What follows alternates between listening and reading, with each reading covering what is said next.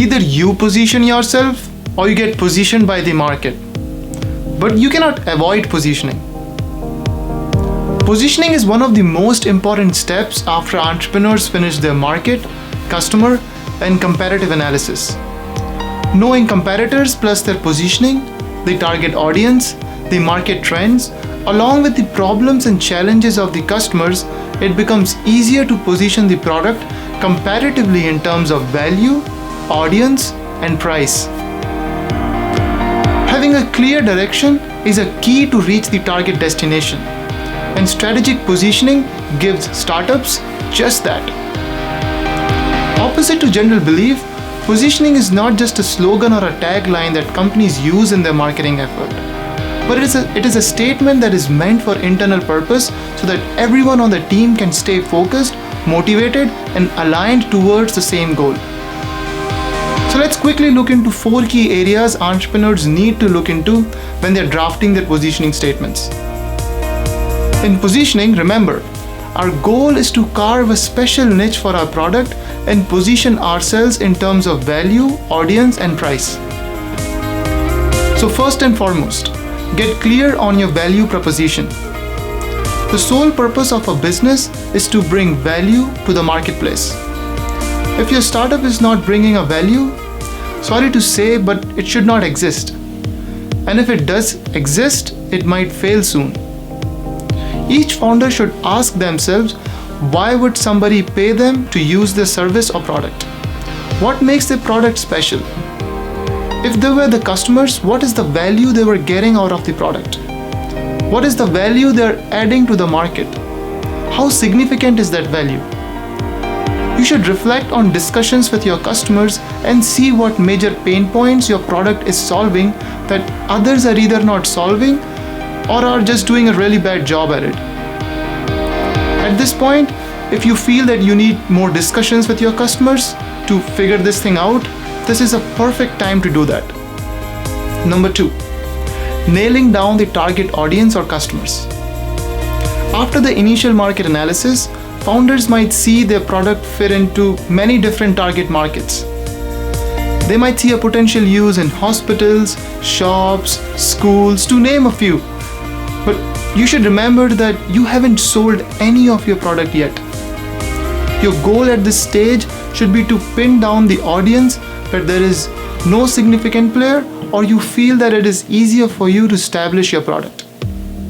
For example, it is easier to sell a software to a hospital if you say, we have a new task management software that is specifically designed and developed for hospitals, keeping patient and doctor privacy plus HIPAA compliance as the top priority.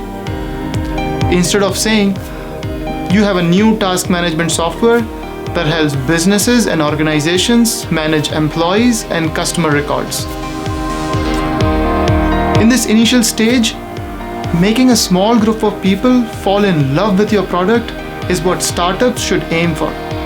And after they have established their market and the product in a particular niche, it will become much easier for them to expand to other verticals later.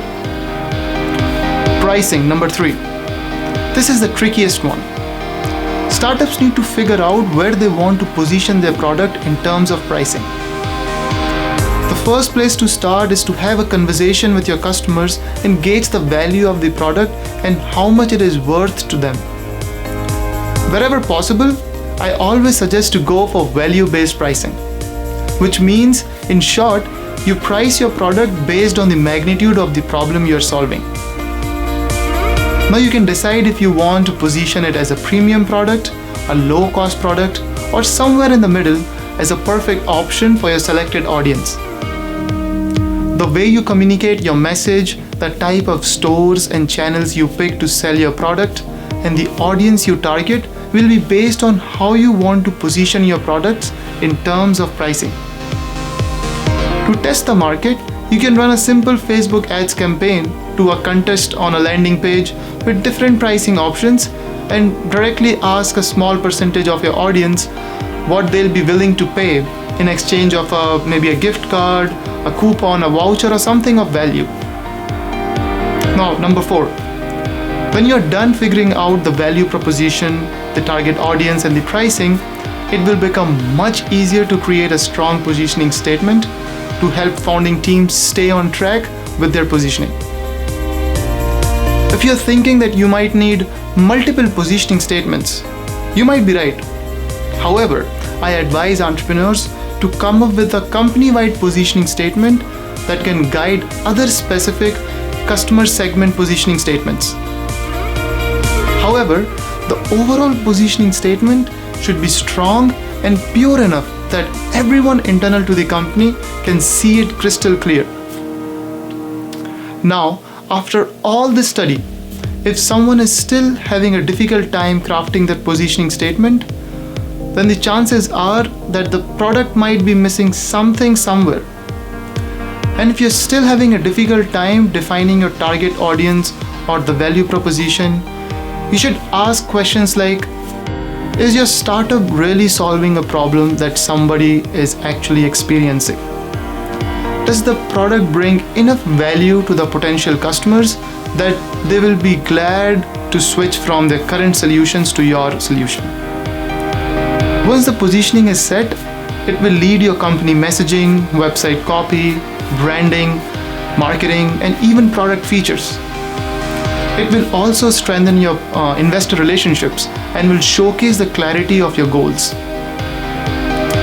I hope entrepreneurs starting a new venture will find this helpful as they move towards drafting their perfect positioning statements that has value, audience, price, plus the differentiation at its core. I'm confident that once entrepreneurs do these 4 things, they will be far more ready and confident to differentiate their products, build and test their MVP, pitch it to the investors, and launch their products.